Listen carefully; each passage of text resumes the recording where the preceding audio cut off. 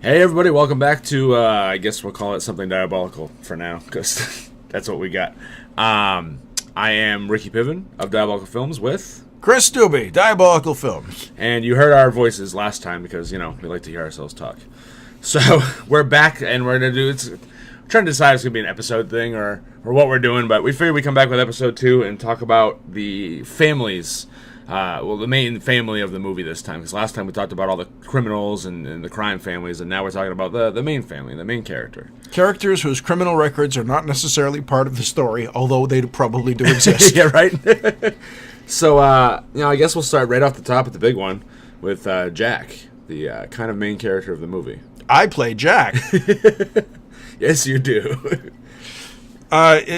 Jack is a person who is very lost in his world. He's confused. He has a drug dependency, and he's hiding it from his family. He's hiding it from his family because he was caught.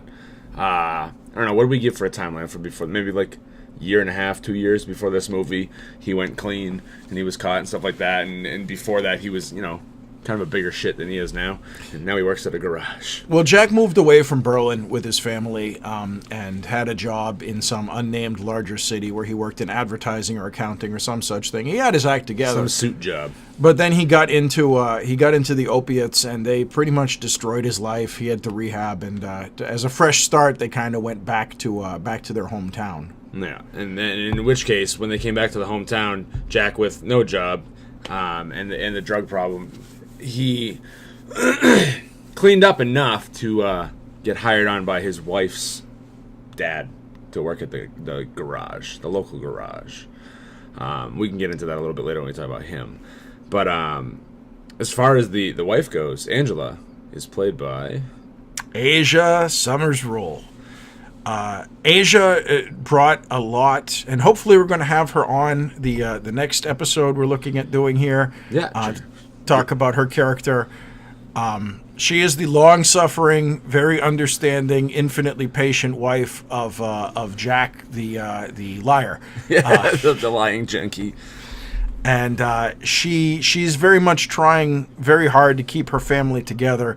And her challenge is she keeps thinking to herself, like as we wrote her, that if she just tries a little bit harder and gives him a little bit more and a little bit more understanding, that he's going to get better. And that's really not uncommon for the mentality of someone whose family is affected by this social problem. Yeah, she's got it in her head that obviously the drug problem from before was her fault, and now trying to fix Jack by trying to make herself better, because she thinks, if he's on drugs, it's my fault, so if I'm good, then he's good. It's that whole self-battered mentality thing. Well, it's the typical, she's got a bad boy, and if she's just good enough, she'll fix him and she'll make him better. She's a very maternal instinct kind of a character. And she has this never-ending, I'm going to stand up for my husband type of a thing, but it wears thin and she gets frayed. Yeah, she does. And the other person it takes a toll on is their daughter, Jennifer, who is played by my stepdaughter, Morgan Carter. 8 years old, first time acting. She did pretty decent in the movie. Oh, yeah. But the character itself, kind of, it's their daughter, but she kind of gets put in the back burner. She's there, but they fight. She's ignored, but she's still happy, and they go out to hang out for the day and stuff like that, and they still have a good time. But she's definitely the ignored character. Well, mom pays a lot of attention to her, but when mom and dad are in the middle of their arguments, she is in the other room watching horrible movies. She's watching The Ungovernable Force, in the room the next door, because her parents just aren't paying attention to her. Yeah. Which in families that have this problem is actually not an uncommon thing. No, yeah, you meet a lot of kids that have seen things they shouldn't see because of them being ignored by their parents. Because they're just like, I'll turn on the TV, what's on? And their parents would normally tell them, hey, you can't watch that because that man's nailing his dick to a board. Yeah. As does happen in The Ungovernable Force, put out by Ungovernable Films, directed by Paul McClarney. Yes, who we talked about last week. Yes, we're lucky to have him. Yes. So then, kind of the last person we have of the immediate family would be Jennifer's grandfather, Angela's dad, Gus. Gus, who is Jack's boss. Owns the garage that Jack clocks in at. I won't say works, because that's not what he does, but hey. It's going. It's being weird and slow right now. That's all right. We'll fix it in post. Yes. Gus is played by Guy Lopez, who is the whitest guy we know. He brings a very sweet kind of characteristic to the character. He's definitely a person who cares very much about his family, his daughter, and especially his granddaughter. I'm pretty sure he could take or leave Jack, but he realizes that Jack's part of the package, so he's got to tolerate. And he's got to walk this fine line between tolerating some Jack's unending amounts of nonsense and not getting rid of him, because that would mean he'd lose his granddaughter too. Exactly, and his family ties are pretty tight with them, and Jack never does anything good for him. Times are tough and the economy's low, and he kind of has to start doing some things on the wrong side of shady to keep the place open. Yeah, because there's a billion garages around everywhere, and everyone struggles to have business, but Gus makes business that he shouldn't. And there's no lack of shit cars in Berlin that need to be worked on. Yeah, but people having money to get that work done is a different story. Exactly. And just to briefly touch on it, the Frankie character we talked about last week that's kind of in charge of the Berlin gang, he's kind of Gus's brother. So that's a little something to do with, maybe you might be able to figure out what kind of shady dealings he's in. Exploitable connections. Yes. And then there's Alvin, who's extraordinarily shady, but in a very different way. Alvin Brown. He's played by one of my longest-known friends, Shane Reich. And Shane's been acting since a kid, like on stage and stuff, and he was kind of written. The character was kind of written for Shane's talents, because we know what Shane's capable of from hanging out with him all the time, and we know that we can say, Shane, there's no script for this scene, come up with something, and he'll blow it away. Well, I think Shane, and hopefully we're going to get him on, although I don't know after this particular cast. How do you feel about playing a sex worker, Shane? Yeah, right? Yeah. Can't get into too much in the way of details, but his job is filthy. Yeah, he's essentially a telemarketer kind of thing, but filthy. Yeah, people call up and pay good money to be verbally abused by Alvin's character. Yes. Alvin and Jack have been lifelong friends, and they have a fundamental caring and a deep place in their hearts for one another. Or at least Alvin does. Yes. I don't know if Very Jack much. has room in his heart for anything but heroin. Yeah. But yeah, Alvin definitely has that brotherly connection to Jack. Even though they're not actual brothers, they've known each other since they were little, hanging out in Alvin's mom's basement.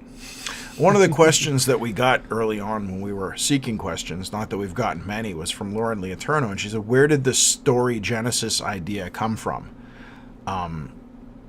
And we always kind of talked about doing a crime drama, but centering it around heroin and opiates is something that has actually become a huge problem in Berlin in the last few years. As my day job, I run the ambulance service in town, and I can tell you that for the first half of my career, we dealt with maybe 2 overdoses a year, and now it's multiple a week, and it sucks.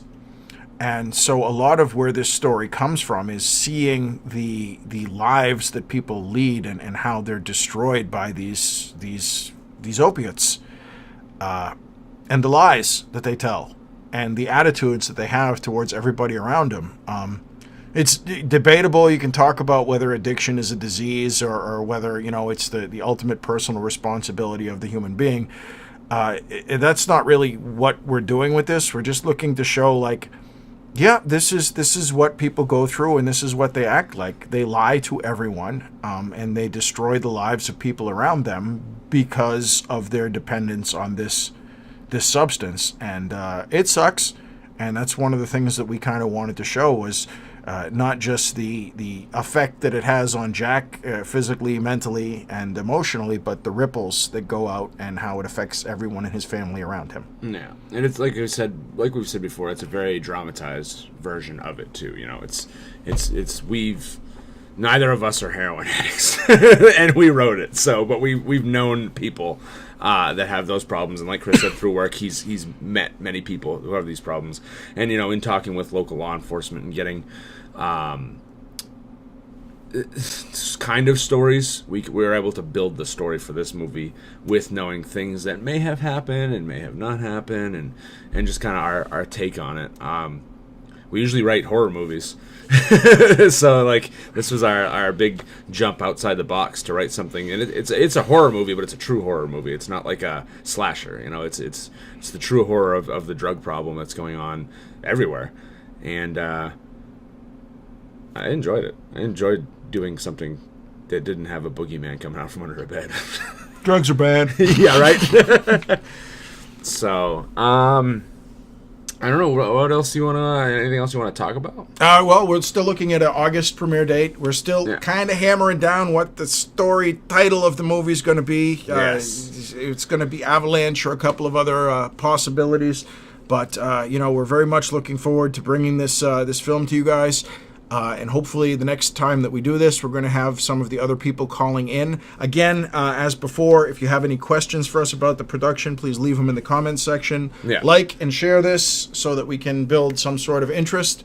Hope you enjoyed the pictures. We're going to try to do more with video and get you guys a trailer soon. Yeah. Once we have the video, color correction, all that stuff nailed down, we'll definitely show some clips in this. And we'll probably premiere the trailer when it comes out on this show as well as, out there into the world, which will hopefully be soon. So, all right. See you guys next time. Take care.